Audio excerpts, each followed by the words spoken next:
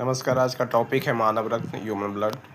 मानव रक्त एक तरल संयोजी ऊतक फ्लूइड कनेक्टिव टिश्यू है जो शरीर के कुल वजन यानी भार का लगभग 7 से 8% होता है। रक्त एक क्षारीय विलयन है जिसका पीएच मान 7.4 होता है।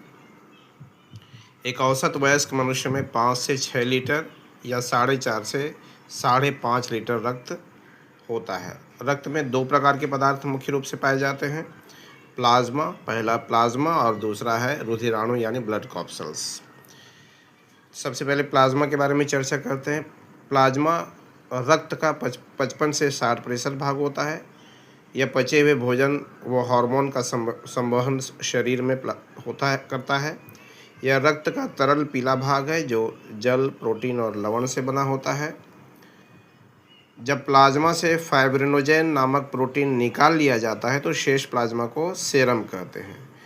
तो यहाँ ध्यान देने योग्य बात है कि सेरम और प्लाज्मा में क्या अंतर है। तो प्लाज्मा में फाइब्रिनोजेन नामक प्रोटीन मौजूद होता है जबकि सेरम में फाइब्रिनोजेन नामक प्रोटीन नहीं होता। शेष जो प्लाज्मा बचते हैं उसको सेरम कहते हैं। अब जो दूसरे मुख्य अवयव हैं ब्लड के, ह्यूमन ब्लड के, वो है रुधिराणु ब्लड कॉर्पसल्स। यह रक्त का शेष 40 से 45% भाग होता है। रुधिराणु यानी ब्लड कॉर्पसल्स के 3 भाग होते हैं। पहला लाल रक्त कण आरबीसी, दूसरा श्वेत रक्त कण डब्ल्यूबीसी और तीसरा रक्त बिंबाणु ब्लड प्लेटलेट्स।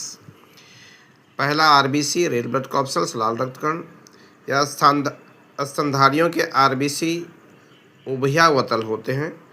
ऊंट और लामा नामक स्तनधारी को छोड़कर शेष जितने भी स्तनधारी हैं उनके आरबीसी में केंद्रक नहीं पाया जाता है। आरबीसी का निर्माण अस्थि मज्जा यानी बोन मैरो में होता है। आरबीसी का जीवन काल है 20 से 120 दिन। आरबीसी की मृत्यु यकृत, लीवर और प्लीहा स्प्लीन में होती है। इसलिए यकृत और प्लीहा को आरबीसी का कब्र कहा जाता है। आरबीसी में हीमोग्लोबिन होता है और हमें पता है इसी हीमोग्लोबिन के कारण रक्त का रंग लाल होता है। अब अगला है डब्ल्यूबीसी, वाइट ब्लड कॉर्पसल्स।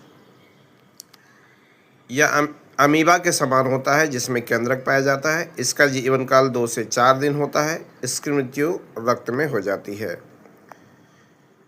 तीसरा है रक्त बिंबाणु ब्लड प्लेटलेट्स। यह केवल मनुष्य एवं स्तनधारियों के रक्त में पाया जाता है।